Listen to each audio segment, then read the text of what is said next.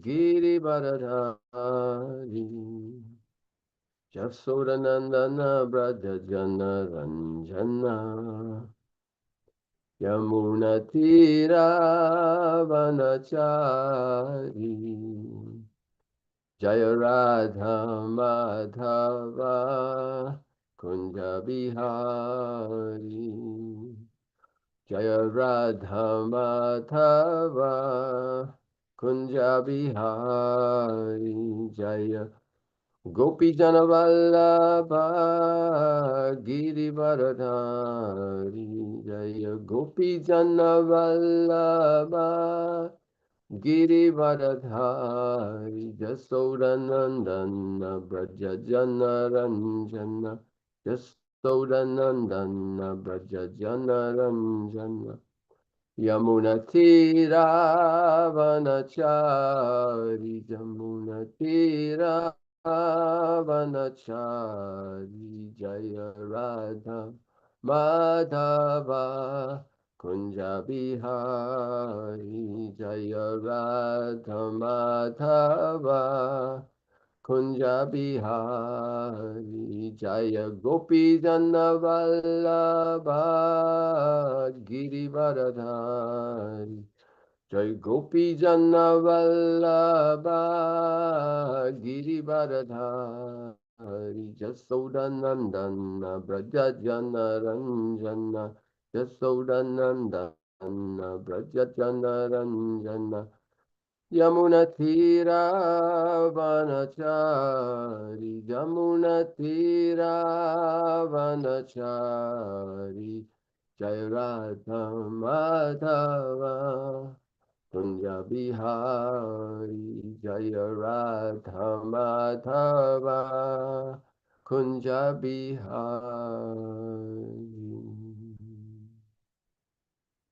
Jaya Gushapada Paramahamsa Parivraj Gacharya Astotar Shri Shri Maharaj Divine Grace Abhay Charanaravindra Bhaktivedanta Goswami Maharaj Srila Prabhupada Ki Jai Anantakoda Vaishnava Brinda Ki Jai.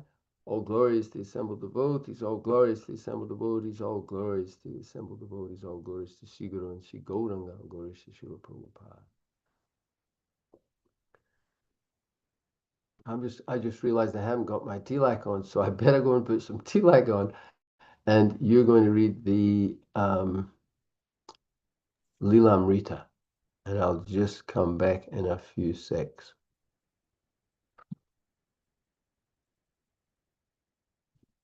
Hare Krishna Prabhu, shall I start reading now?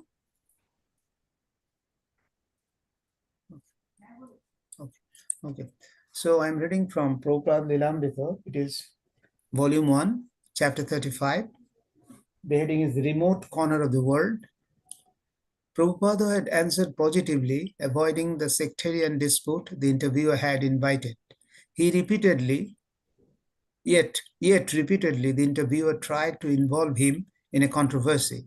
He seemed to want Prabhupada to appear arrogant, sectarian, and anti-American. Prabhupada, however, insisted he was not opposed to any other religion and that anyone in the world could chant the name of God as it appeared in his religion. Interviewer: but there must have been an element of dissatisfaction on your part with the way Godhead was being professed in this part of the world before you came. Otherwise, there would have been no sense in your being here. Srila Prabhupada: it is not just this part of the world. Practically every part of the world has very little interest in God. They have more interest in dog. Yeah. Prabhupada's answer were strong and philosophically strong. The interviewer tried his professional best, again attempted to find some fault. Interviewer: it seems to me, sir, as interpreted in your writings, that there is a very high emphasis placed on the relationship between the individual and God. Srila Prabhupada: yes, that is found everywhere. Interviewer: yes, but you place more emphasis on that relationship than on the relationship between one individual and another. Am I right in that? Srila Prabhupada: we have to establish, first of all, our lost relationship with God, then we can understand what is our relationship between one individual and another. If the central point is missing, then there is practically no relation. You are an American, and another is an American, and both of you feel American nationality because the center is America. So unless you understand God, you cannot understand who I am, and nor can I understand who you are. Hare Krishna. I'm stopping here, Prabhu.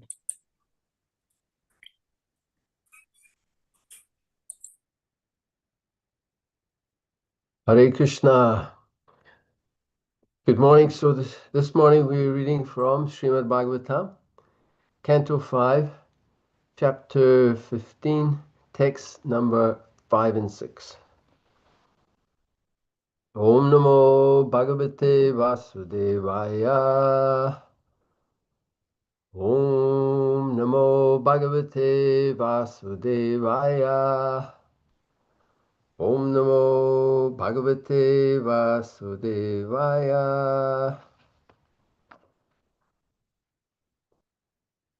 And once more we'll offer our obeisances. Nama Om Vishnu Padaya Krishna Prasthaya Bhutale Srimati Bhaktivedanta Swami Nitanami. Namaste Saraswati Devam Gauravani Pacharane Nirvisesha Shunyavadi Paschacha Desha Tarane. Srila Prabhupada Ki Jai. So text number 5 and 6. Pratihat Suvarchalayam Pratihatradhayastraya Asana Ija Kovida Sunava Pratihartustutyam Ajabumana Vajanishtam. Prose. No meter that I can follow. And the sun is, whoa, really bright. Yeah, anyway, carry on. Translation. In the womb of his wife, Suvarchala, Pratiha begot 3 sons, named Pratiharta, Prashtota, and Udgata. These 3 sons were very expert in performing Vedic rituals. Pratiharta begot 2 sons named Aja and Bhuma in the womb of his wife named Stuti. Next, number 6.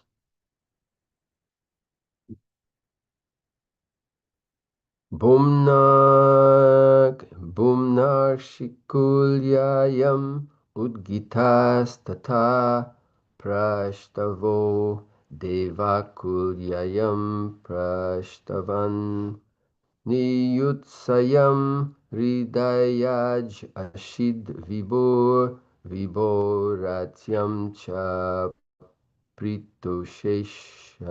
sorry, Pritushenastasman Nakata Akutyam Yagne Naktad Druti Putro Gayo Raja Rishi Pravara Udara Sarva Ajayata Shakshad Bhagavato Vishnu Jagad Rirakshishishaya Grihita Shat Vashakalat Mavatvadi Lakshanena Mahaparushatam Prapta.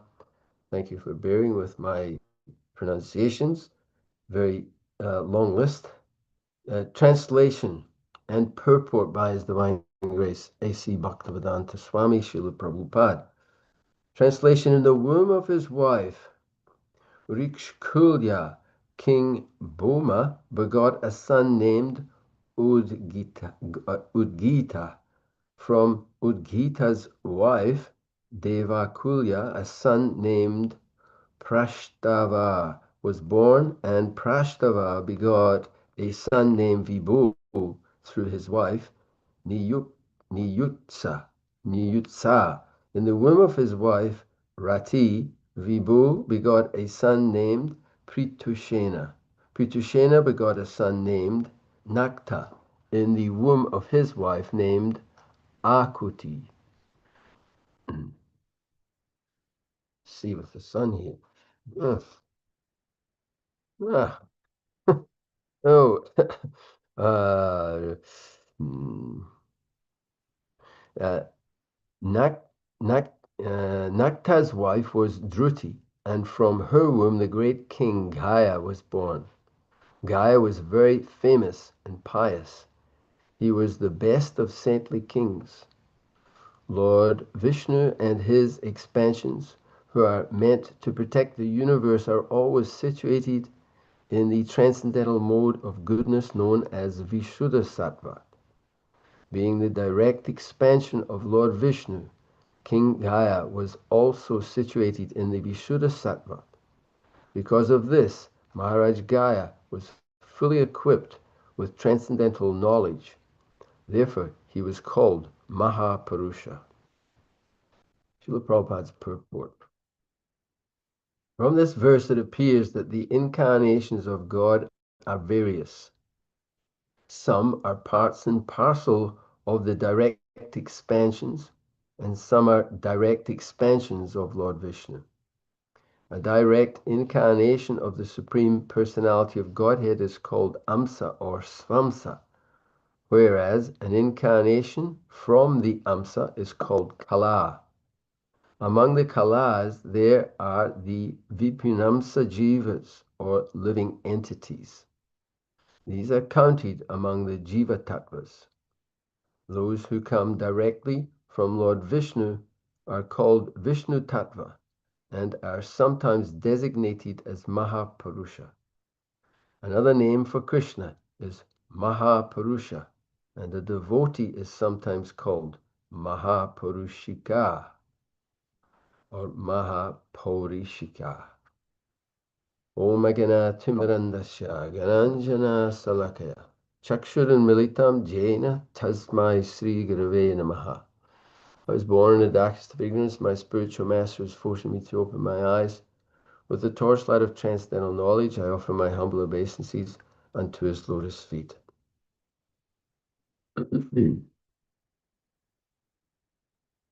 So this chapter of the Srimad Bhagavatam comes directly after the previous chapter, which is the forest of material enjoyment, the forest of enjoyment.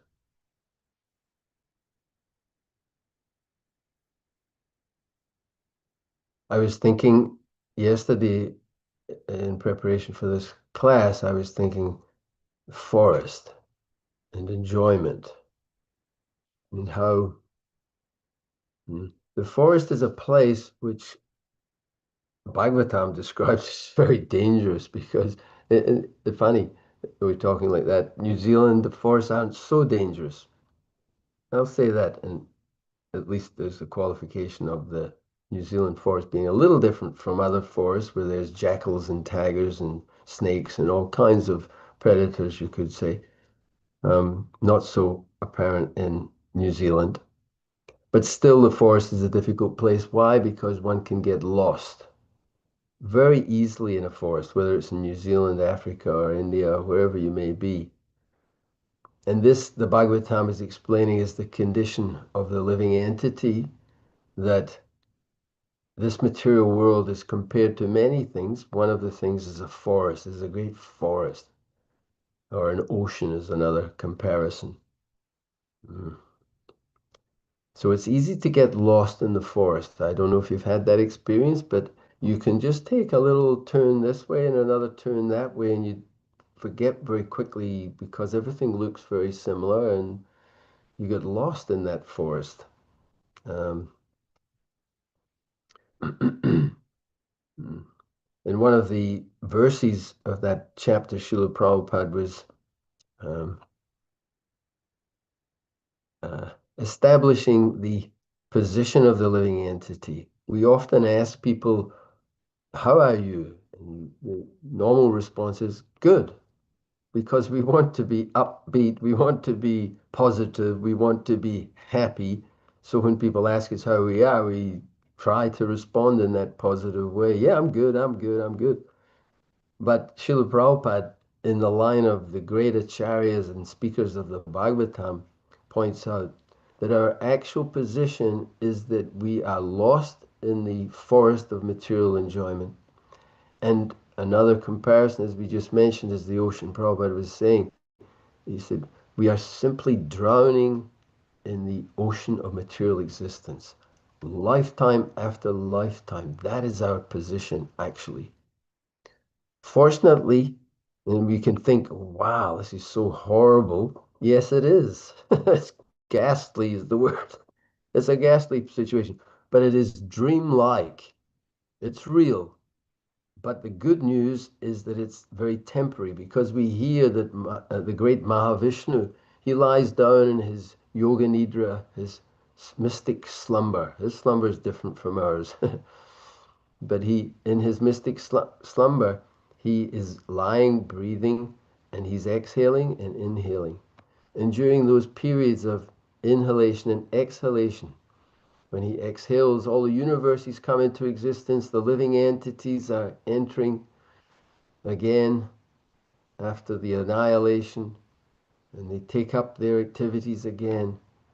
And then he breathes naturally and peacefully in, and everything is annihilated, is created and annihilated again and again. The Brahma Samhita explains like that. So the cosmic manifestation and the scale of cosmic creation is so vast that it's very difficult for the living entity. Now, the little living entity is so proud and so puffed up. We're so puffed up. I should be able to understand everything, but hardly we can understand anything.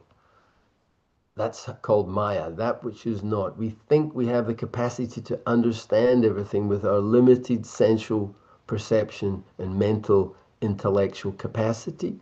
And if it doesn't quite fit there, we have, oh, I'm very doubtful that anything could exist. Prabhupada gave the wonderful example of the frog in the well. When the frog in the well was revisited, one of his friend frogs had gone out of the well and gone to see the Pacific Ocean, came back and said, oh, I've seen this. Obviously, he was croaking in frog language. And he was saying, I've been to a body of water which is inconceivably big. And the frog in the well was responding, saying, you mean you saw a place bigger than our well? So this was the beginning of his contemplation. And he tried to stretch his imagination to encompass a higher reality. But no matter how hard the other frog tried to explain to him, he just couldn't get it. He said, is it bigger than this? Is it twice as big? Is it 5 times as big? Is it like that? 10 times? We're relating it to our experience, and therefore there's no question of understanding. So uh, the living entity's position is that he's hopelessly lost in the ocean of material existence. And even if he gets a moment of respite from his plight of uh, being totally lost, we can ask somebody, just like if you get on a train, that example is given often, and you happen to sit down and you, out of a friendly mood, you might inquire to the person, say, oh, uh, oh, you'll ask them, how are you? And naturally they'll say, oh, pretty good.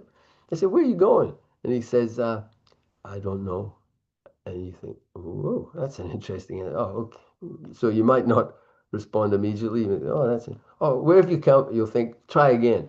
Where have you come from? I don't know. And you start to get really worried. This person doesn't know where they're going. They don't know where they've come from. And they don't know much about anything. And this is uh, our position. We can't answer these things if asked. If we were asked, um, we if you ask people where you're going, you say, I'm going to work. Um, which is again it's very in the material world it's very real. It's like, well, yeah, well, that's a good answer. We're off the train, by the way. We're just anywhere we are. Person say, I'm going to work, I'm going to the doctor's, I'm going to the my friend's place. This is where we're going. So very narrow idea, but we're saying, where are you going in your life? And somebody will answer, oh, I'm going to be an engineer. That's my pathway. I'm going to be an engineer. I'm going to be a doctor. I'm going to be an accountant. I'm going to do this. I'm going to do that. So this is the sphere of our consciousness, but it's described by Bhagavatam to be Duratma. It's very crippled.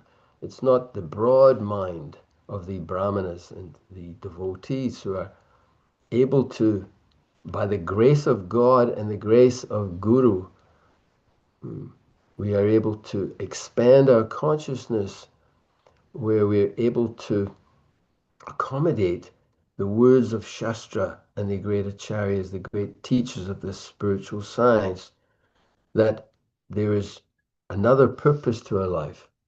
Atato Brahma Jignasa, you've come to the human form of life. And in this human form of life, we are meant to inquire, who am I? Why am I in this world? What is it that I am? What is the purpose of my existence in this world?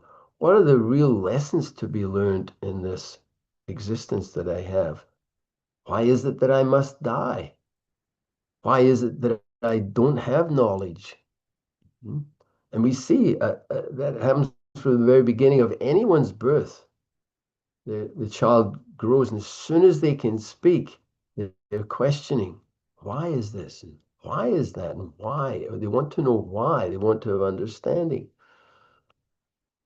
So that search is there, the search for knowledge, the search for relationship. We know the Sanskrit sambandha. We have a relationship. We have to establish some relationship. But the obvious relationship that we've forgotten is our relationship with Krishna, without which we suffer. We try to pin all of our hopes on relationships of this material world, of this body. And we think in terms of I and mine. Pumsa striya maituni bhavam, tayor mito ridaya grantim ahu, ato griha chetra sutta apta vite, janasho mohunam aham mameti. We think that I am this body. We become attracted by another body in the form of a male or a female. Due to this misconception, we become attached to bodily identification, to home, to land, to family members, to wealth. And in this way, we increase life's illusions and we wander in the forest. Now, the only way out of this forest is what we're hearing now, is that there are arrangements by Krishna. Krishna incarnates himself. Ite chamsa kala pumsa Krishnastu Bhagavan Swayam. Indrari Vyakulam Lokam Mridayanti Yuge Yuge. It says in Srimad Bhagavatam, and that is in the third canto, text 28. And it explains that. I'll just read it. I've got it over here, the actual translation. All of the above mentioned, or the mentioned incarnations in the Bhagavatam, are either plenary portions or portions of the plenary portions of the Lord. So that's being discussed here by Srila Prabhupada in his purport. He says, from this verse it appears that the incarnations of God are various. Some are parts and parcel of the direct expansions. It's interesting, Prabhupada uses part and parcel. The Jivatmas are parts and parcels, but this is how different expansions of the Lord are also parts and parcel of the Supreme Original Godhead, which is Bhagavan Sri Krishna. Krishna Stu Bhagavan Svayam. Some are direct expansions of Lord Vishnu. A direct incarnation of the Supreme Personality of Godhead is called Amsa or Swamsa, whereas an incarnation from Amsa is called Kala. Among the Kalas, there are the Vipinamsa Jivas, or the living entities. These are counted among the Jiva Tattvas. Those who come, and you get Shaktavesh avatars, you get Manvantar avatars, you get different expansions and manifestations of Krishna's potencies. And they're all meant to bring about, um, how would we say that?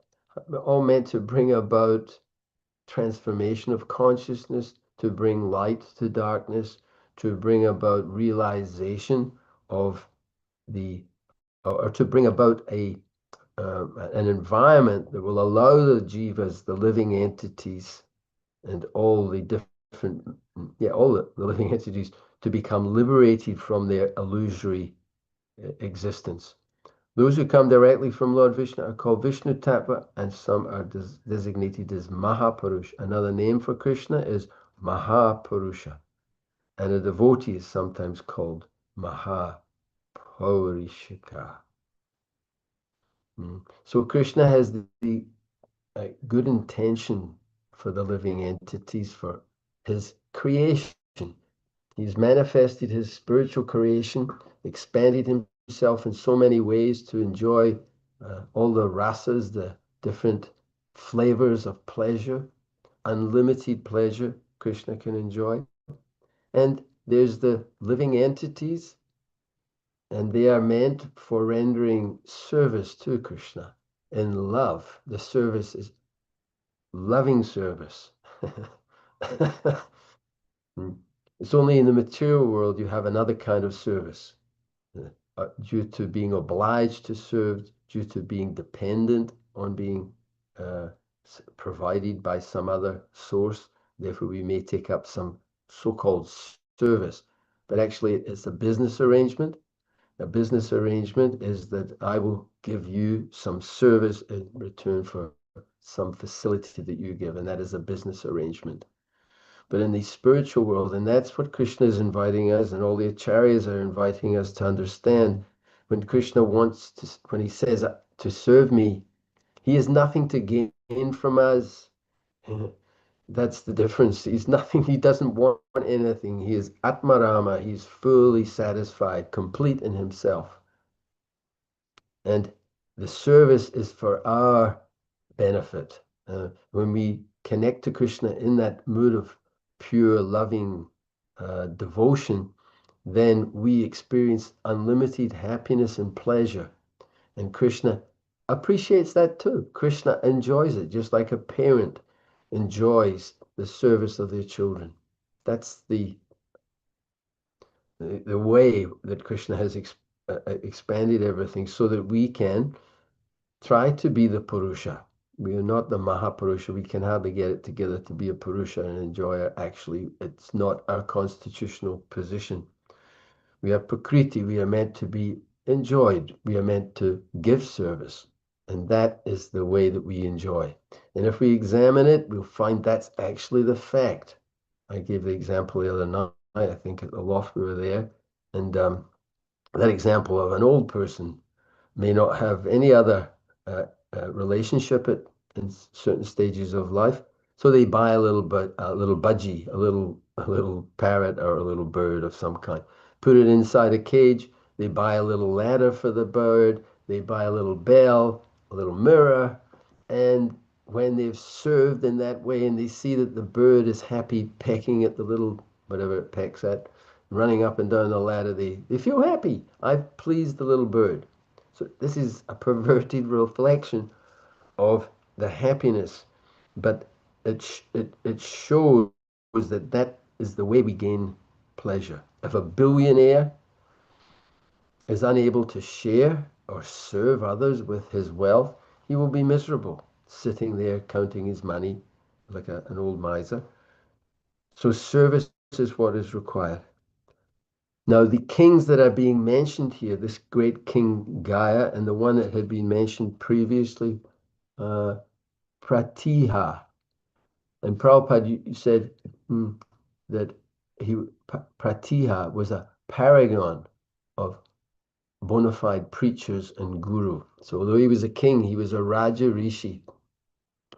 And the Raja Rishis in Krishna's kingdom, this place called the material world, which is 1/4 maximum, like that, to give an example, Bhagavatam gives that, part of Krishna's creation. So he's made arrangements for everyone in this creation to be in harmony. Simply, we have to follow, and that is the general process that the great Vedic literatures are there. The great Vedic culture and society is there to gradually uplift everyone, and gradually, more and more come to the point of being able to go back home, back to Godhead.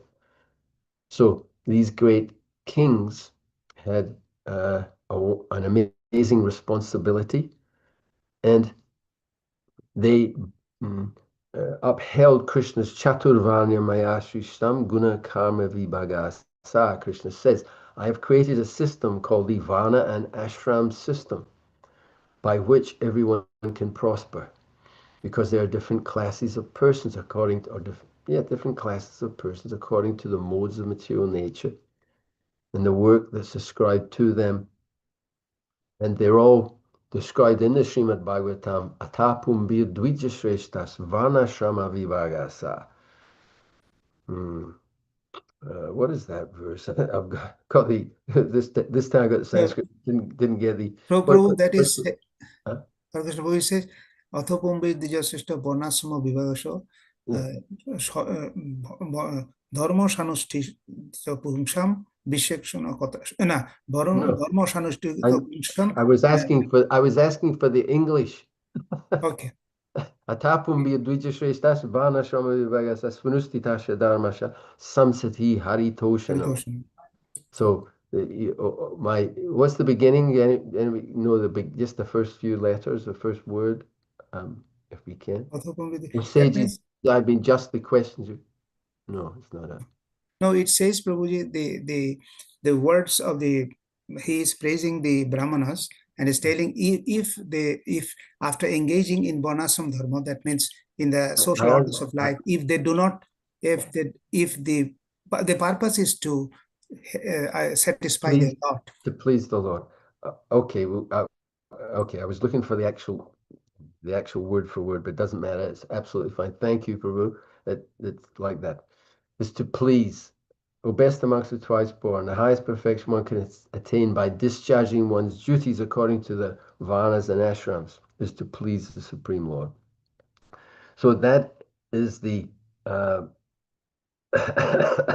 that is what the kings would uphold, these great kings. And these are, again, not just kings, they're Raja Rishis. They're Rishis as well. Therefore, Prabhupada says they're the paragon, which means the highest example of bona fide preachers and gurus, even though they're kings.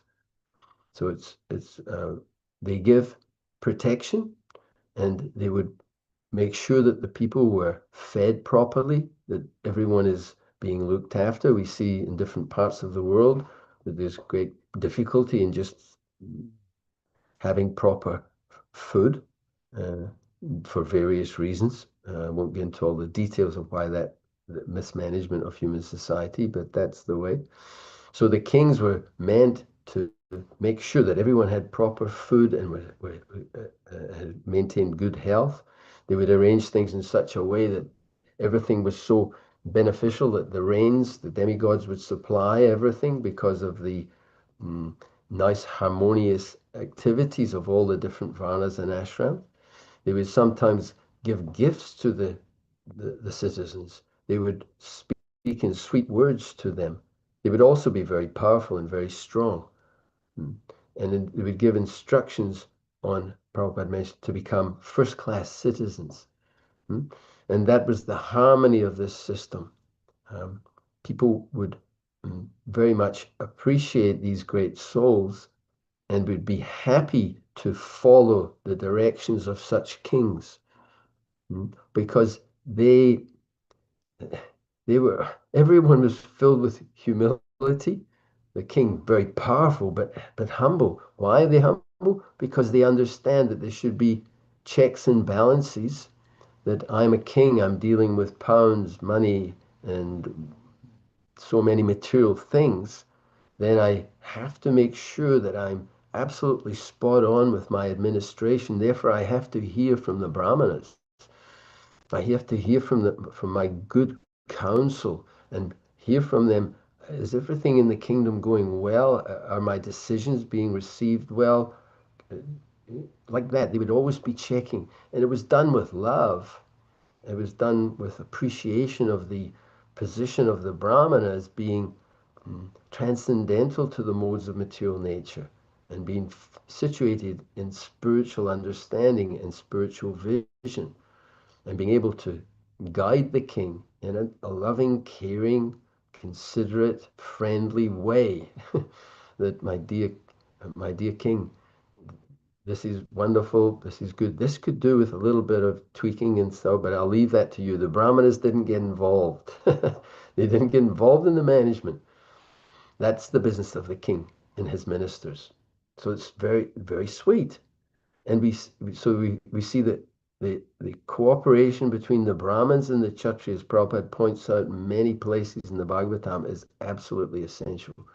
They're the two highest orders of the human society. And if those two groups can cooperate nicely, then there's every good chance that the Vaishyas will be held in check because their tendency is to expand more and more, more and more. So they have to be held in check by the Kshatriyas guided by the Brahmanas. So they're held in check that, hey, come on, make sure you're not cheating, you're not exploiting, that you're producing good things in a proper way, using the right ways to produce the food and distribute like that. And they would happily take that guidance because they weren't overtaxed by the kings. The kings would there would be a basic tax. It's explained 25% of everything they produced. And the kings would be able to respond if somehow there was some pestilence or emergency. They would be able to adjust things. This year you may not be able to give your 25%. Okay, you give 20 or give 15. Next year you give a little more because yeah, we have to. So they would adjust. Yeah? So the Kshatriyas are doing their job guided by the Brahmanas. You've got the Vaishyas looking after the whole community by feeding. We all have to eat constantly. It's happening 2 or 3 times a day or whatever number of times. We have to feed the people and so that they can be healthy and prosperous. And the Shudras, the working class, which is the vast majority actually, there's only a few Brahmanas, a few kings, and a few Vaishyas, but pretty much a few more Vaishyas, but still very, very small. Large percentage is Shudra. And that is not a derogative term. It has become that way, again, due to the degradation of modern society in the age of Kali, everything goes down. But the Shudras were happy that, wow, we've got these churches. They're so good because they're protecting society. We've got Vaishyas that are producing very well. And we've got Brahmanas who we adore as being very close to God and are able to guide everything. And we are so happy because we can contribute, we can serve them in their endeavors. And that way we feel great inspiration, we feel great protection, we feel happy and they were seen as great, because there's different classes of Shudra, and many of them with very great skills and abilities to function in different ways, but they felt more comfortable serving others. You'll get a reflection of that in modern society. You'll see it in different places.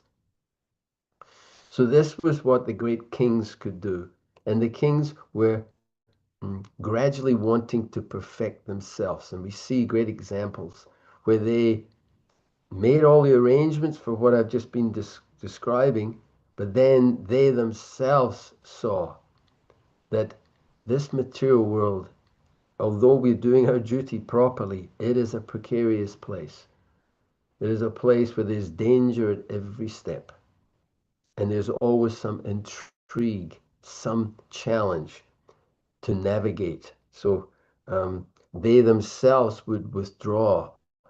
We see that with Maharaj Yudhisthira, that he, mm, when he heard that the Lord had departed from this world, he decided now is the time for me to go. And his brothers, the Pandavas, accompanied him and their good wife. And that's another whole story, how all that happened. But they understood the goal of life is not just to become comfortable in this world, but to actually give up the connection to this world and to become more and more focused on the connection with the supreme reality. That is the Bhagavatam, the glorification of the Srimad Bhagavatam, that it propounds the highest truth, which is understandable uh, by those who are pure in heart, and it establishes the reality from illusion for the benefit of all. So the ultimate reality is we do not belong in this world. We are not these bodies. We are not our mental ideas. We are not anything to do with this world. Uh, Again, I'll quote that statement in Srila Prabhupada 972 in Vrindavan. He talked about he talked about being on the spiritual platform of Brahma Bhuta. And he said, everyone in this world is struggling to gain something which he doesn't possess, and he's lamenting for something that he's lost. But when he himself realizes that there is nothing to gain and there's nothing to lose, that I have nothing to do with this material world, that's called Brahma Bhuta, or Brahman realization, spiritual realization. We don't mean impersonal Brahman, we mean spiritual Brahman. So that is the goal of life. And the wonderful, uh, we don't have, oh, all glories to Srila Prabhupada, meaning we don't have Kshatriya kings. We don't have assemblies of Brahmanas to guide us. We have His Divine Grace, Srila Prabhupada. We have the Acharyas who, in the Kali Yuga, have understood this science of Krishna consciousness given to us through Sri Chaitanya Mahaprabhu, and coming from Chaitanya Mahaprabhu through the disciplic succession. And they're giving us what Sri Chaitanya Mahaprabhu, who is none other than Krishna himself in the mood of Srimati Radharani, uh, giving to us what no other incarnation has ever given, that is pure love of Godhead. And the price to pay, no price, just enthusiasm to take it and have enough intelligence. Srila Prabhupada said like that, I have created you good fortune. You didn't have any good fortune. If we look at our position in this material existence, we were lost. We were simply floating, not even floating, drowning in the material ocean. And Brahmanda Brahmati Kuna Bhagavana Jeev Guru Krishna Prasad Bhai Bhakti Lata Bij. Those Srila Prabhupada, I was going to say those great souls, I'm just going to say Srila Prabhupada at this point. He just committed himself fully to pleasing his Guru Maharaj, that please you speak this Krishna consciousness. From this first meeting, you speak Krishna consciousness in the English language. This will do good to you and do good for everyone else. So Prabhupada took that to give this opportunity. So that is the opportunity, that what was available through this great Vedic culture of Brahmins and Kshatriyas and Vaishyas and all the beautiful angas or limbs of this great society, it is available if we seriously take the mercy of Sri Chaitanya Mahaprabhu and the acharyas coming from Sri Chaitanya Mahaprabhu. Then we can attain this platform. And it's not so much just that we attain it, but we can give this to others, and that we can bring about this revolution in this misdirected civilization in the Kali Yuga. That is the desire of Sri Chaitanya Mahaprabhu.